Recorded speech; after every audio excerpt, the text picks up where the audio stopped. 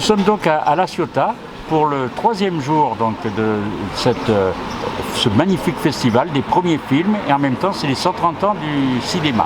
Alors nous sommes avec Fabrice Marouka.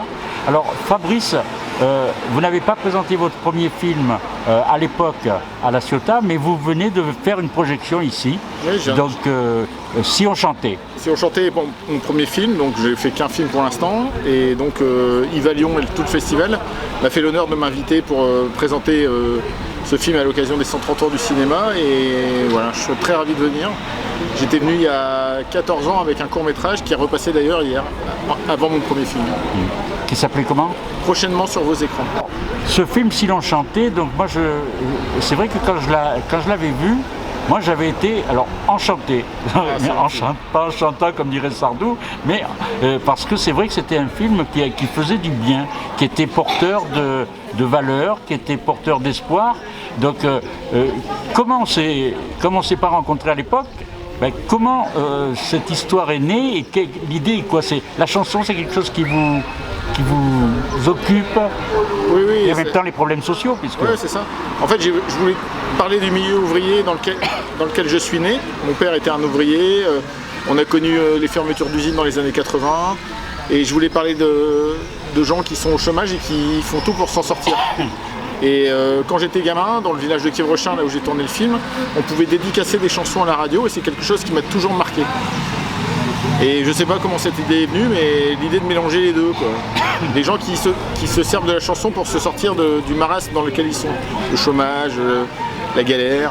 Et surtout, ce que j'aime dans les films, enfin en tout cas ce que j'essaye de mettre dans... J'ai fait qu'un film pour l'instant, c'est l'entraide. C'est tout seul, on n'y arrive pas, mais à plusieurs, on peut s'en sortir. Oui, voilà. Et en même temps, des gens, là vous mettez en scène des gens qui savent chanter, d'autres qui ne savent pas. Ouais, c'est amateur, oui, bien sûr. Voilà, mais vous faites vraiment...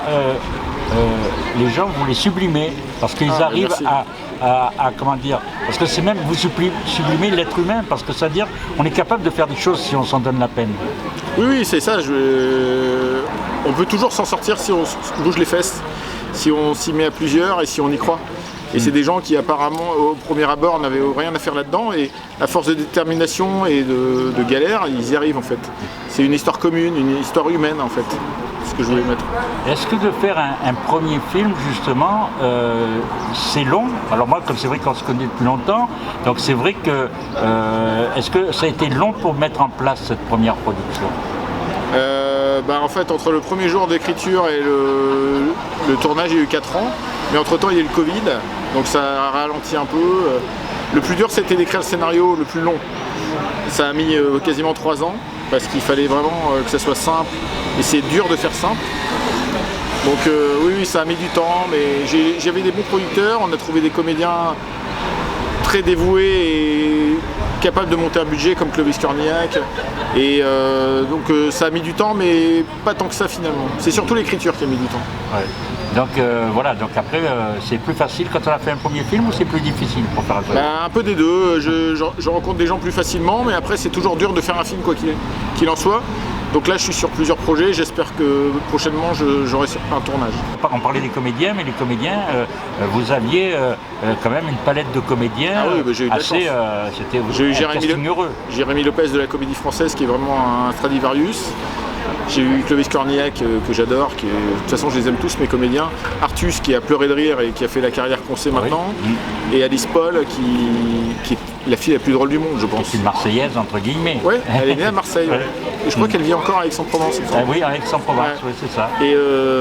Et Chantal Neuwirth, qu'il ne faut pas oublier, la mamie, qui est vraiment quelqu'un que j'adore, et qui était à contre-emploi là, et vraiment qui était super. Ah oui. C'était une belle énergie, moi je pense. Ah ouais, non mais j'ai vraiment aimé. En plus ils étaient tous chez moi. C'est ça que je trouve incroyable. J'ai rêvé de faire un film dans mon village, et ils sont tous venus. Il y avait des camions, il y avait des Clovis Cornillac, des acteurs connus, Artus. Et les figurants c'était mes amis, on a tourné chez mes copains. Vraiment c'était un rêve ce film. Vraiment c'était génial. Vraiment. Voilà. Donc c'est vrai que je pense que c'est un film qu'il faut voir et revoir, parce qu'on s'en lasse pas, parce qu'à chaque fois avec même les chansons. Comment vous avez choisi les chansons? C'est moi qui les ai choisies avec les scénaristes. C'est les chansons qui me plaisent, plutôt 70-80, mais on a quand même mis Angèle, des choses plus récentes. on voulait faire un patchwork des années 60 à nos jours en fait. Et il fallait que ça serve aussi le propos. Donc quand Clovis démissionne, c'est je suis venu te dire que je m'en vais, voilà, je t'aime de Lara Fabian pour la déclaration d'amour. Il y a eu des évidences. Oui, voilà, il y avait des évidences avec le scénario. Cette façon de faire, de dire voilà, appelez-nous, on va vous chanter des chansons. Parce qu'il me semblait qu'il y avait eu quelque chose qui avait été fait par une association, quelque chose, non? Oui, il y a plusieurs associations. Et ça continue? Ben, je ne sais pas. Ah. Je ne sais pas. Mais en tout cas. C'est une belle idée en tout cas. Bah, c'est une belle pour idée, les gens qui sont que, seuls. que plein de gens ont eu, ouais. C'est livrer des chansons et en plus avec le Covid ça s'est vraiment encore plus développé. Oui. J'ai eu plein de témoignages, voilà. Donc non, c'est vraiment une belle expérience. Fabrice, ben voilà, on dit à la prochaine fois. Bah, avec grand plaisir. Voilà, J'espère le plus vite possible. J'espère le plus vite possible. Voilà, Ça marche. c'est bien. Merci beaucoup.